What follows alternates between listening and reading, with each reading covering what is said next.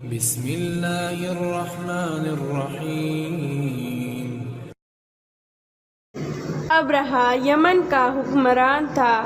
اس نے یمن میں ایک عالی شان کلیسا تعمیر کر کے یمن کے لوگوں میں یہ اعلان کرا دیا کہ آئندہ کوئی شخص حج کے لیے مکہ مکرمہ نہ جائے اور اسی کلیسا کو بیت اللہ سمجھے۔ اس اعلان سے عرب کے لوگ میں غم و غصے کی لہر دوڑ گئی۔ پھر ان میں سے کسی شخص نے رات کے وقت اس کلیسا میں جا کر گندگی پھیلا دی۔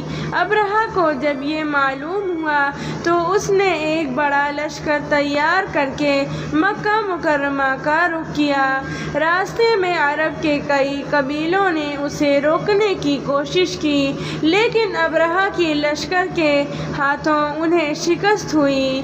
آخر کار یہ لشکر مکہ مکرمہ کے قریب ایک جگہ پہنچ گئی۔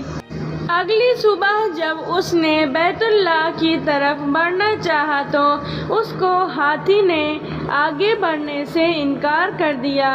اسی وقت اسی کی طرف سے عجیب و غریب قسم کے پرندوں کا ایک غول آیا اور لشکر پر چھا گیا۔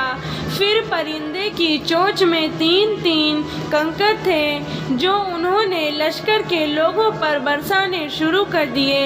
ان کنکروں نے لشکر کی لوگوں کے جسموں کو چھید کر رکھ دیا۔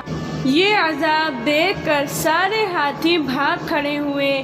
لشکر کے سپاہیوں میں سے کچھ وہیں ہلاک ہو گئے اور کچھ جو بھاگ نکلے وہ راستے میں مر گئے۔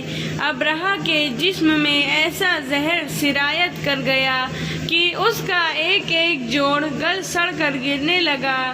اسی حالت میں اسے یمن لایا گیا۔ وہاں اس کے سارے بدن سے خون بہہ بہہ کر ختم ہو گیا۔ اس کی موت سب سے زیادہ عبرتناک ہوئی۔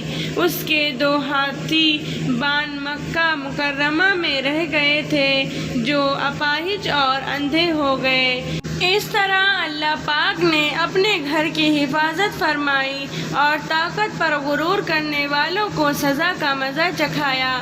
قرآن پاک کے سورہ فیل میں اللہ پاک نے اس واقعے کو یوں بیان فرمایا، کیا تو نے نہ دیکھا کہ تیرے رب نے ہاتھی والوں کے ساتھ کیا کیا؟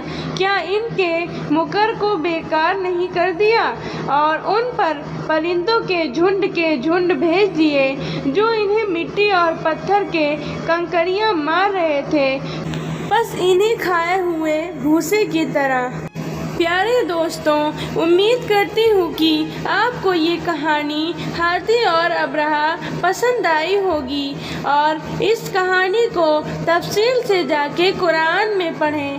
بہت ہی رلا دینے والی کہانی ہے۔ اس سے ہمیں سبق حاصل کرنا چاہیے۔ جنہوں نے بھی اللہ کو انکار کیا، اللہ نے انہیں نیست و نابود کر دیا۔ پیارے دوستوں، ہمیں اللہ سے یہی دعا کرنی چاہیے کہ اللہ ہمیں اسلام پہ ہی رکھے اور اسلام پہ ہی موت دے۔ پھر ملیں گے ایک نئی کہانی کے ساتھ، تب تک کے لیے السلام علیکم۔